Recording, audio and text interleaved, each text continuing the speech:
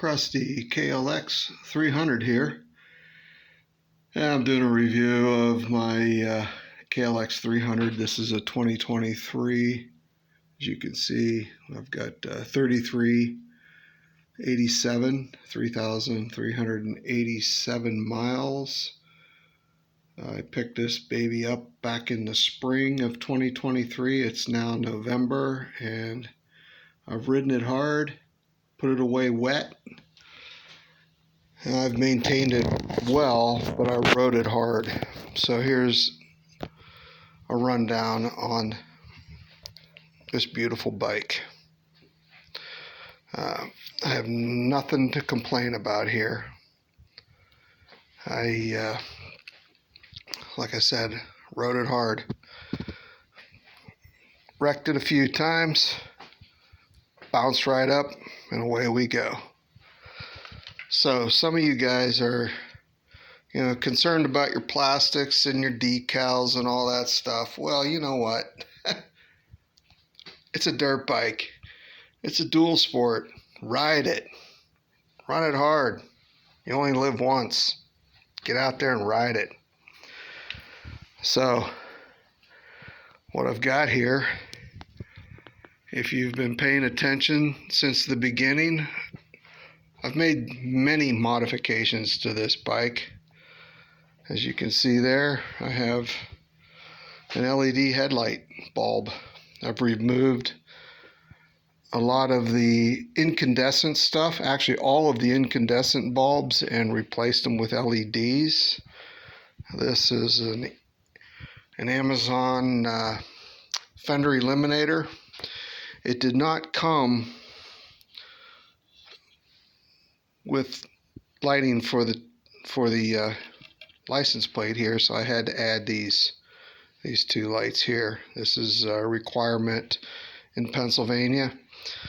But anyway, I'll get you information on that. This bike has the EJK tuner on it, fuel tuner. It's got the Delcovic pipe. As you can see, it's not pretty. I've scratched it up, but you know what? It's taking a beating. Same thing with the plastics. Look at that. I mean, I cracked it up under here, glued it several times. It's holding up. Good and strong. Look at that. Oh my gosh. How can you live with these terrible graphics?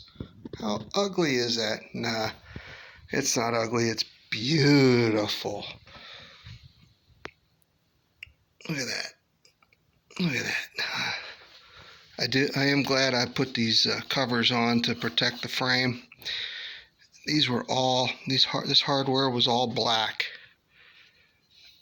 When you ride it hard, put it away wet, you rub all that black off. You can see, hugging it. It takes abuse, but you know what? It all works. Got the Ricochet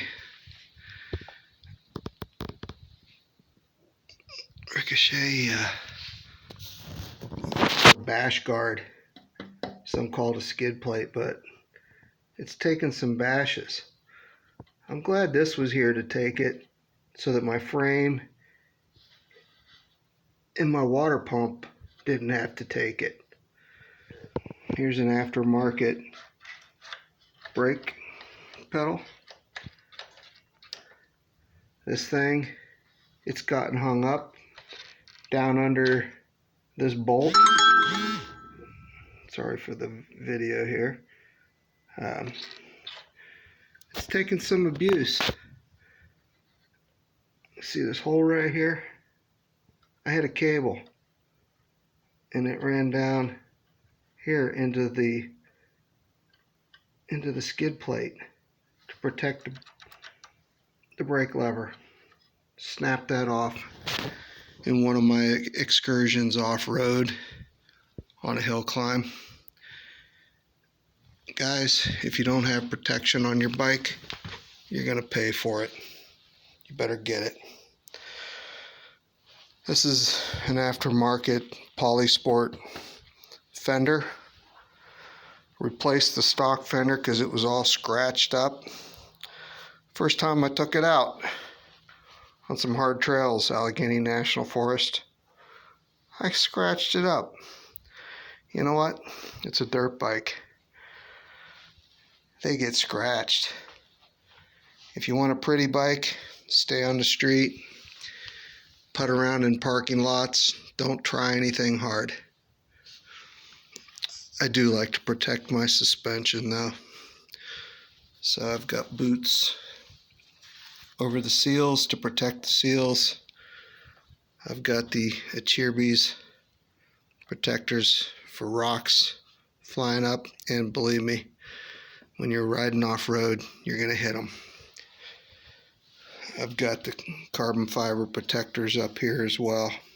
Just want to protect my forks. Got the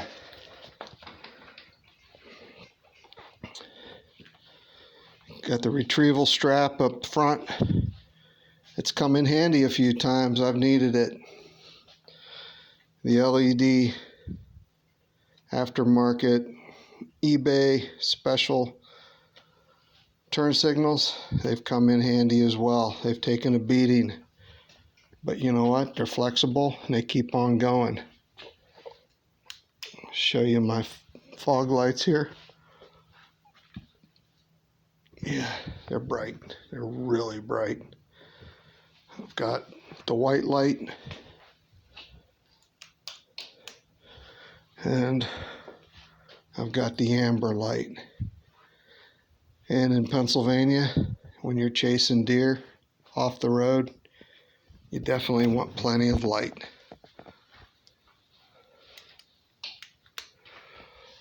I've knocked these fenders off a few times, but they haven't broken. Fenders. Mirrors. These mirrors, I've knocked them off a few times. They haven't been broken.